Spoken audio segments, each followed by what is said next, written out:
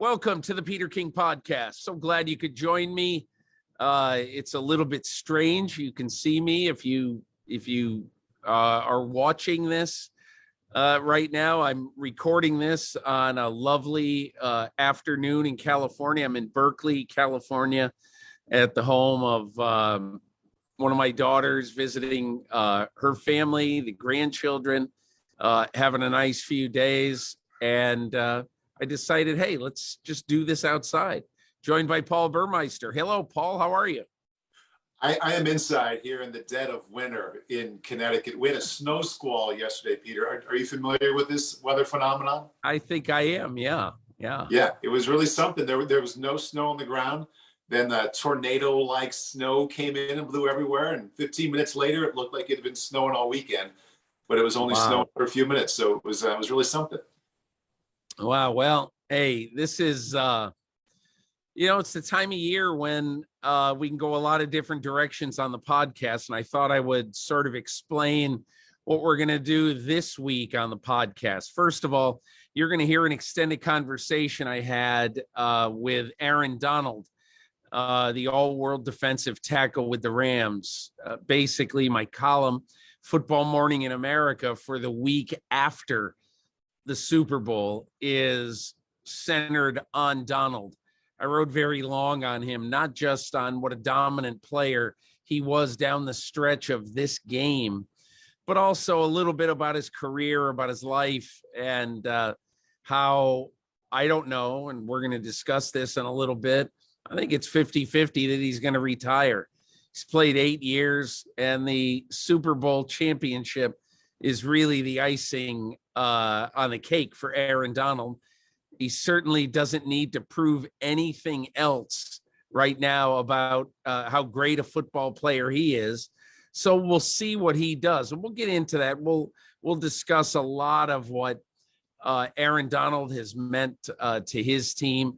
And later on, you're going to get to hear my conversation in this podcast with Aaron Donald. And one of the things I think you'll appreciate, and one of the things I appreciated having done this for a long time, is how absolutely effervescent was Aaron Donald was in discussing what happened in this game, and in discussing what a huge difference it's made in his life.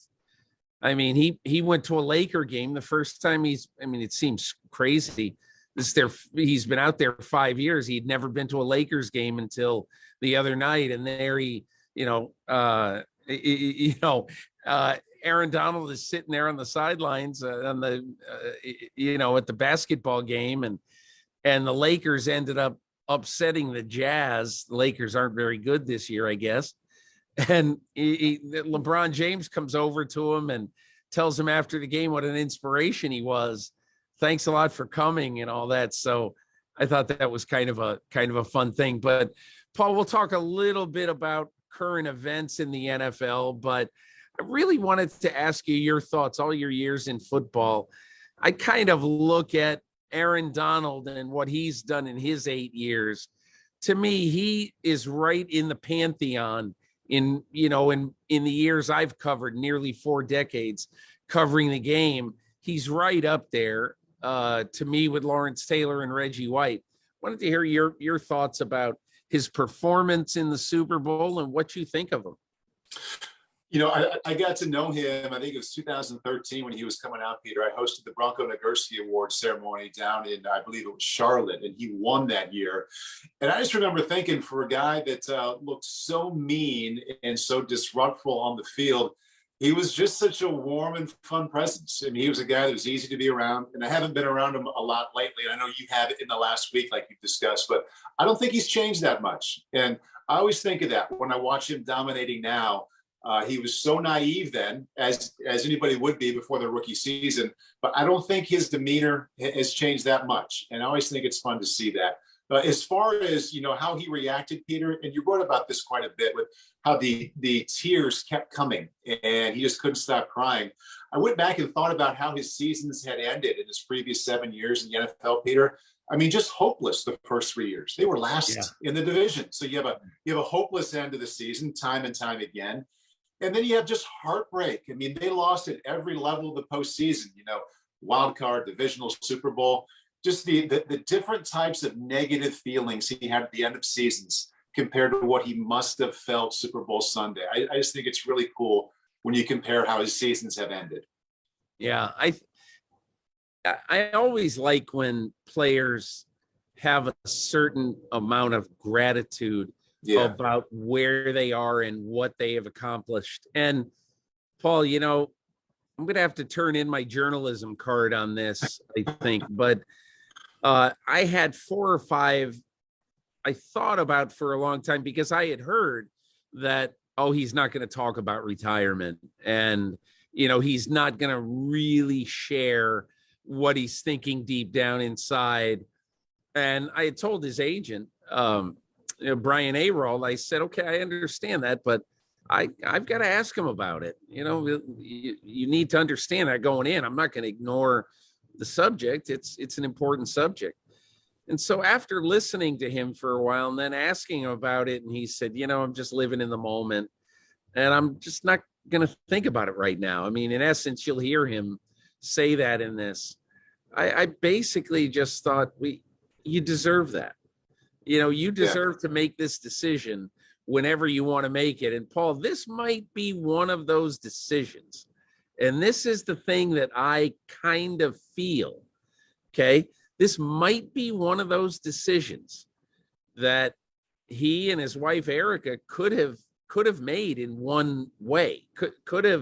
He could be thinking one thing going into the game. And then when he sees how excited everybody is, and he sees the great impact that winning this game has made and all that, maybe he says, hey, wait a second. Do I really want to go? Now, I don't want to be Tom Brady here, but right. Do I really want to go after 8 years? This is kind of fun with these guys. So right. I don't know, athletes get emotional and they make decisions sometimes. And so I don't know. We'll see. Do you have a gut feeling about him, Paul? I think it'll be hard to say no, to come back to that team. With what Matthew Stafford has on the other side of the ball, he's got a lot of young teammates around him. So I bet he comes back, but I'm with you. 50-50 sounds about right. And I think one of the very cool parts about if he does hang it up, look at what's happened to the Hall of Fame. And you're right there with all of these voters every time it goes down to the offseason. My old colleagues and friends, Tony Baselli, they got in. Terrell Davis got in. And these are guys that didn't have a lot of years of greatness compared to some guys who did it for 12 or 14 years. Right, but they were good enough where they finally got in. And so I'm sure that's not on his mind, but he's a slam dunk Hall of Famer. And it's just emphasized by the fact that some guys with short, wonderful careers have gotten in recently. Yeah. So let's take a few minutes here and do a couple of tributaries coming off the Super Bowl, and then we'll look around the league. So Sean McVay, Paul, for those of us who are kind of close to the league and have covered the league for a while, I had heard out in Los Angeles that he had an agent who was really seeking the best possible offers that he could get out there in the TV community. And it wasn't just, hey, would you have any interest in Sean McVay? It was, I think in places like ESPN and Amazon, and for those who don't know, the Thursday night games this coming year, will be on Amazon Prime. And everybody in the TV community really has heard that they want to hit a home run right out of the box. So they're going to try to get the best broadcast team they can. A lot of reports about Al Michaels, our peer over at NBC,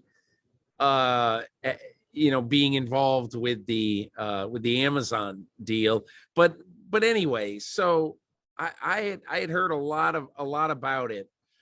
And I think that McVay, you now hear, his fiance has said, He definitely is going to play again.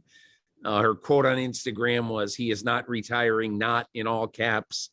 So that probably is the case. And to me, an exclamation point, as I reported in my column this week, why would Sean McVay hire on Friday, interview and then hire a new linebackers coach, Chris Beek, formerly of the Broncos, if he were retiring? Why would he interview 4 candidates for the vacant offensive coordinator job if he was thinking, maybe I'm not staying? So to me, it sounds like he's staying. And I make this point in my column, Paul, that I think that Tony Romo has really changed the world.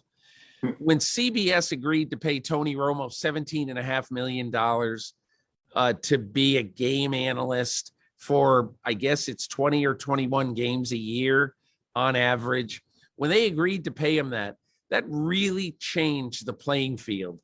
And it changed the playing field because essentially it now says to anybody who's going to be a big star and do this job, heck, you're going to make over $15 million. So if you're Sean McVay, you're going to make more money being on TV than you are in your current contract to coach the Rams. And by the way, I kind of find it ironic that, what was it, 3 years ago, 4 years ago, maybe, that Dean Blandino left the NFL for the riches of Fox. Mm-hmm. And now, they're trying to take the brightest young coach in the game, Sean McVay, away from the Super Bowl champions. Now television is. Yeah. It's kind of weird that television is taking away all of these, all these stars in the NFL. Anyway, I don't know. Give me your thoughts on McVay. I mean, what an advantageous position to be in, Peter. I mean, people end up in these spots all the time, but you think about what's in one hand compared to the other. If it is indeed playing out that way, do I want more millions for a job that is still a lot of work, but it's less stressful, might be even more fun to be on TV? Or do I want the lure of chasing another Super Bowl ring for just a few less millions? I mean, bravo, congratulations to him for putting himself in that spot. I mean, that is position A. I think he comes back for this reason, Peter. Even though he's young, I mean, he appears to be a super smart guy.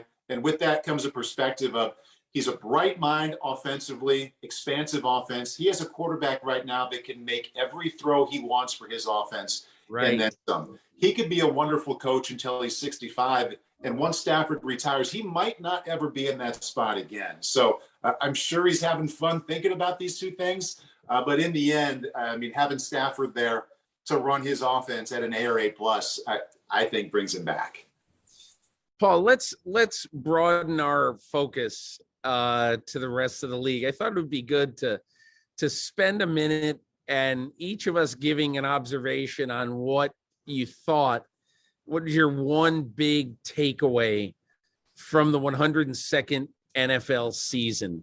What's the one thing about this year that you are that you thought was really, really impactful?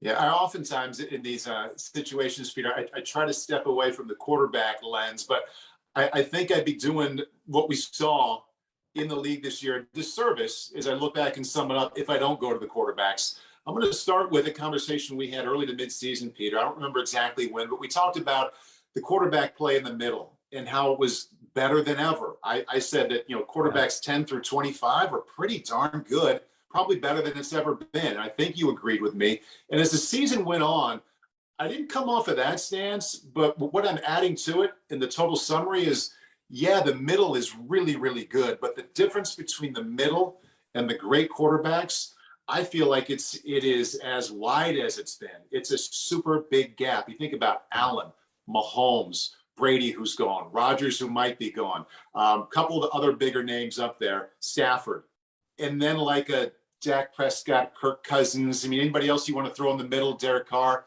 It's a giant gap. So on one hand, it's super fun to know you turn on a game, you're going to see some pretty good quarterback play, no matter who it is, likely. But are you going to be watching a team that has a chance to win the Super Bowl? Probably not, unless you have one of those 4 or 5 guys, because the difference to me is just massive. Yeah, that's really, I'm going to go into the quarterback vein a little bit myself. And I'm going to say that, my big takeaway from this year is the Cincinnati Bengals are a factor again. And look, I think all of us who like football and who watch football a lot basically look at football, and we thought that there are some things that are never going to change. Not that the Bengals were always going to be hapless, especially after they drafted Joe Burrow, but that the Bengals, were never really going to be great, just because no one really had a lot of faith in their personnel process. No one really knew about Zach Taylor, and winning 6 games in the first 2 years is no way to try to get a long-term commitment from your team. But this year, I think the thing that really interested me about the Bengals is that it was not only Joe Burrow and his return that made him great, but that defense, Trey Hendrickson, a great football player, and so many factors on that defense that finally you're going to get to see. And I don't know, Paul, I look at the Bengals now. They went 6-0 against 3 premier teams in the AFC, Baltimore, Pittsburgh, and Kansas City. Now, I don't know that I ever thought in my lifetime we would ever see that, but my takeaway is how the Bengals have really risen to prominence. And I would add, just as a tag to the Bengals thought, Joe Burrow's awesome. Jamar Chase is awesome. Look at how many hits they have rounds 2 through 7 there, Peter. I mean, yeah. You want to talk about McPherson, you want to talk about Wilson, I mean, whatever it is, there's examples everywhere. So in a way, it's non-traditional. They don't have the traditional GM, but their drafts recently have been really, really good. Yeah, very, very good. Paul, let's go to a few other league events. Brian Flores getting picked up by the Steelers. He's going to be a senior defensive assistant / linebackers coach. I love the fit for Pittsburgh. And one of the reasons I really like this is that this was not some outlier team. This was not the Jaguars or somebody taking a shot on Brian Flores after so many teams in the NFL would have said, oh, we don't want to have anything to do with you because of your lawsuit against the NFL. So I think I really like what the Steelers have done. And I just simply like the fact that they said, we're going to take the best possible coach to add to our defensive staff. So I really liked what Mike Tomlin and the Rooneys have done. What a get there. I mean, what a coveted, all that knowledge and experience, not just with the success he had in Miami as a head coach, but I mean, 7 seasons of his near decade in New England, he was working with safeties and linebackers under Bill Belichick. Right. And to bring all of that to Pittsburgh, I think is wonderful. I had a couple questions for you on that one, though. I mean, does it count as a surprise to you that he's right back in the league? And do you think Pittsburgh had to get some kind of okay with the league to get the official green light to make it happen? I doubt it. I'm sure that if Flores had been convinced, or if anyone on his legal team had even heard a whisper that there was a campaign to make sure he didn't get a job in the NFL, I'm sure that would have quadrupled the aggressiveness of that lawsuit. So no, I really don't think, I don't know this, Paul, but I don't think the league had to give a nod and a wink and an okay for him to hire. I just think the Steelers hired the best man for the job. This is a bit of a 180.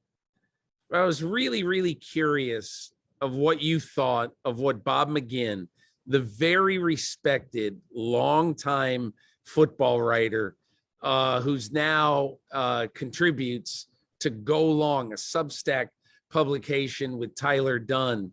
And he had a very critical, well, I shouldn't say very critical, a somewhat critical look at the MVP season of Aaron Rodgers, in which he said, and I'm going to read this to you, and Paul, you are a former quarterback at a high level. We talk about this all the time, and it's why I really value your opinion on matters like this. So I'm going to read you what Bob McGinn wrote about Aaron Rodgers. I put it in my column this week. Rodgers, for years, has played a careful, calculating game, understanding that number of interceptions plays a disproportionate, nonsensical role in the passer rating formula. Bad interceptions are, well, bad. Then there are interceptions that are the cost of doing business for unselfish, competitive, stats-immune quarterbacks battling to make plays and to lead comebacks until the bitter end. When a quarterback, especially one with a powerful, usually accurate arm like Rodgers, deliberately minimizes chances to deliver a big play for fear of an interception, that's just hurting his team. In the playoff game against San Francisco, a modest talent like Jimmy Garoppolo was under every bit as much pass rush pressure as Rodgers, but drilled more tight window completions down the field, largely because he wasn't afraid of a pick and of the moment. End quote. Your impression? And when I got hired at NFL Network in 2004, Peter, I remember reading Bob McGinn and being impressed. And like, he's a guy I've been following for nearly 2 decades. I come on the other side here. I take opposition to what he said there. Now, I would need to go back and watch that 49ers game. Maybe I should. With that thought in mind, was Aaron too careful in this game? Couple of things I want to bring up here on the other side. Number one, we talked about this throughout the season as we got close to the playoffs. Green Bay had a very small margin of error with the way they played. They won all those games. They got the top seed because their quarterback didn't turn the ball over. It fit in perfectly to not only how they won, but a lot of times why they won, that he only threw 2 interceptions after the first week of the season. And to me, what made his season superb, Peter, wasn't that he didn't throw a lot of picks, is that he routinely fit the ball into tight spaces down the field. The numbers back it up. I mean, his yards per attempt are one of the top 5 or 6 in the league, I believe. And you could go back to really any game and find multiple highlights where he made a throw where you're like, wow, I didn't know somebody could get it in there. He did that a lot. He didn't do it against San Francisco.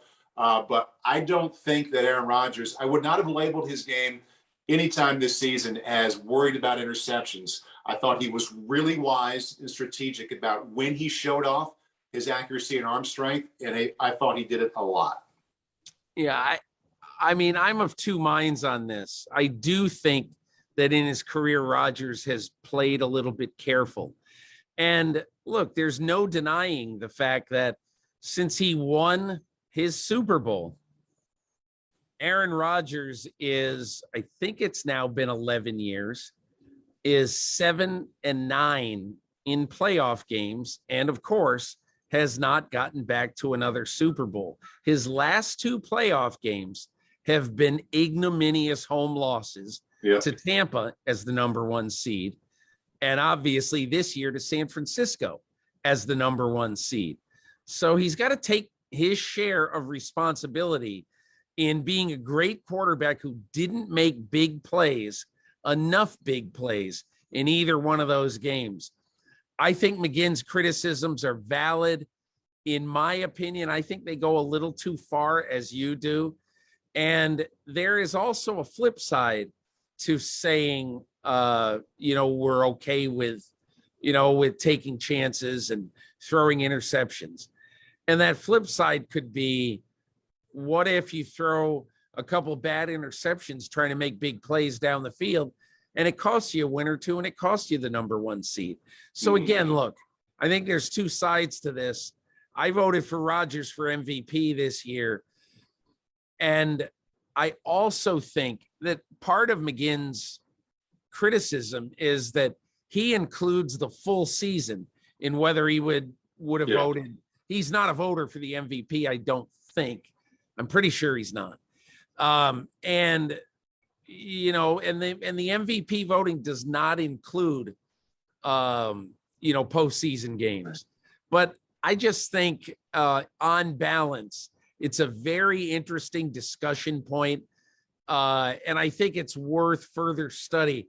I'd love to see the 10 plays this year where Bob McGinn, and I may call him this offseason and ask him, give me 10 plays this season where you felt like, man, he really needs to take a shot downfield. But I appreciate that as a quarterback, you're not, although you respect McGinn, you're not in the same league with him on this one.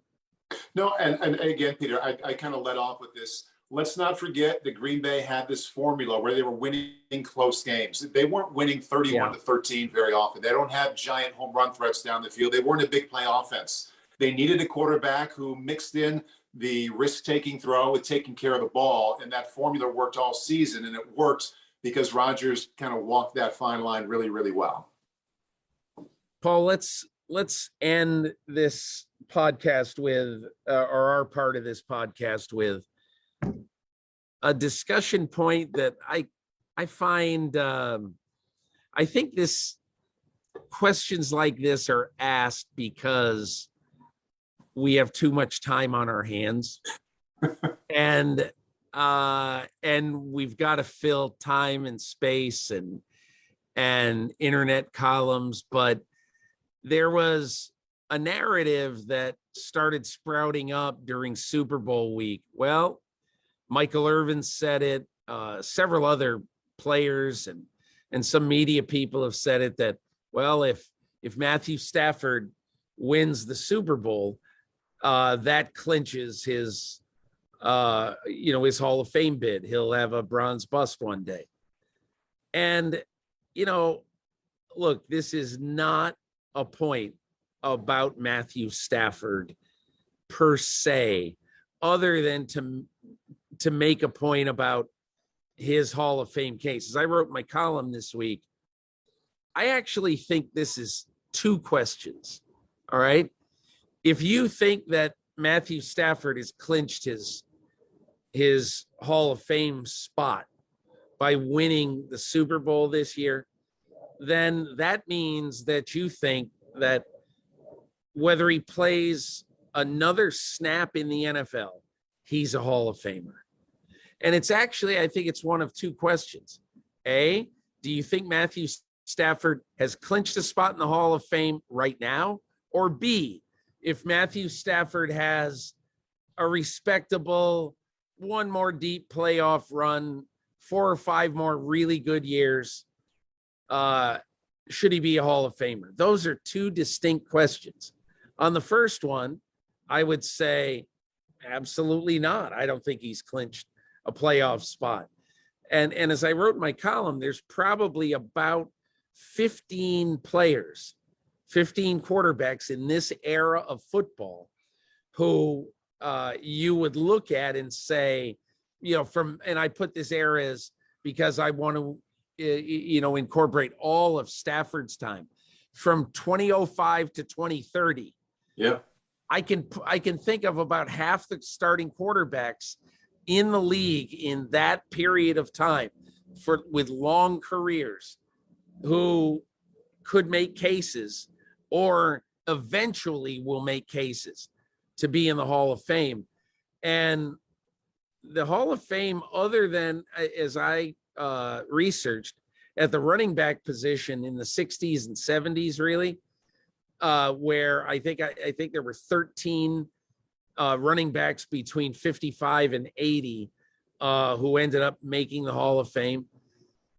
Pro Football Hall of Fame has not put, in essence, half the starters in the league at one position in the Hall of Fame from one distinct era. So I guess I would say no, but his career's not done, and then we'll see. How do you look at it?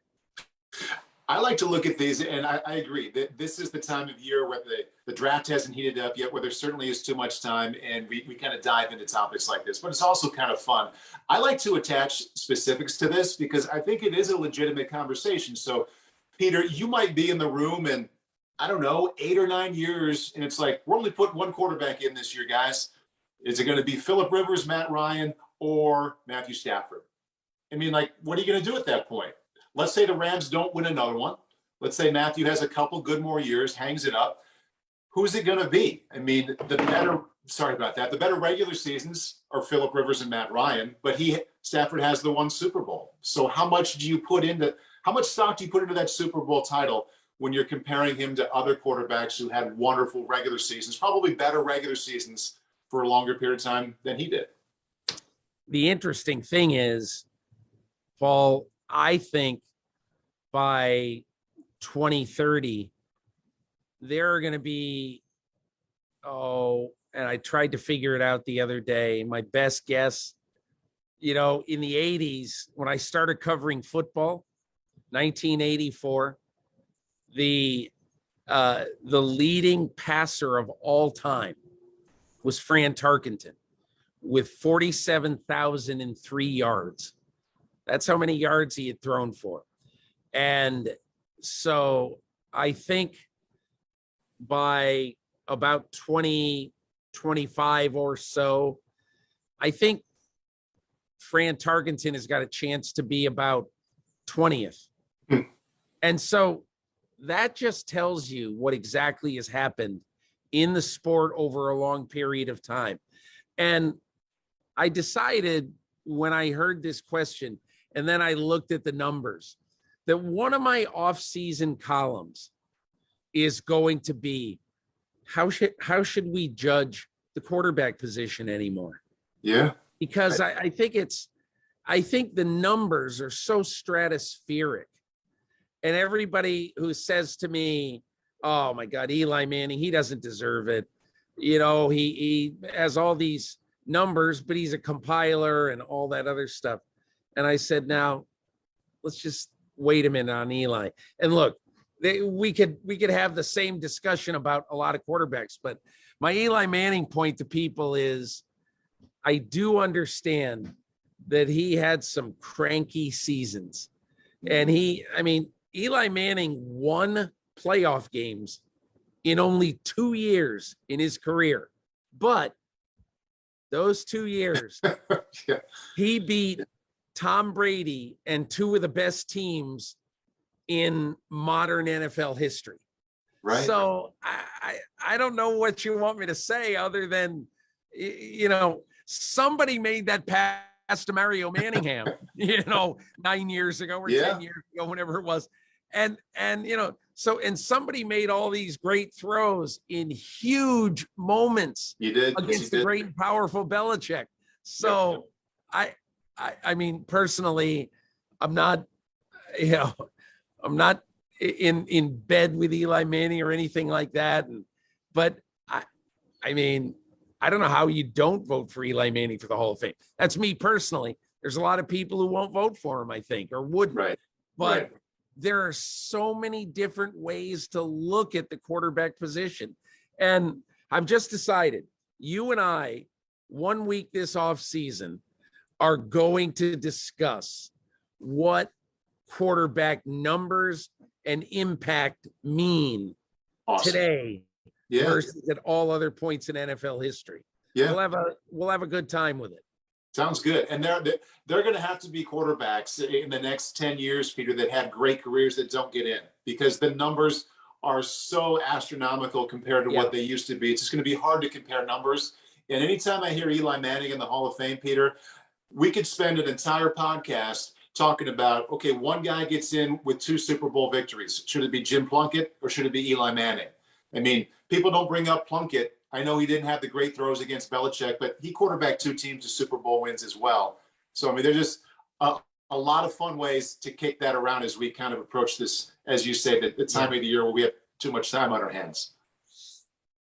Paul, really appreciate it. Thanks so much. We'll be back next week, and we'll we'll really start to preview this off season. We'll get into a little bit of combine stuff. It's absolutely incredible to me. But next week is the scouting combine.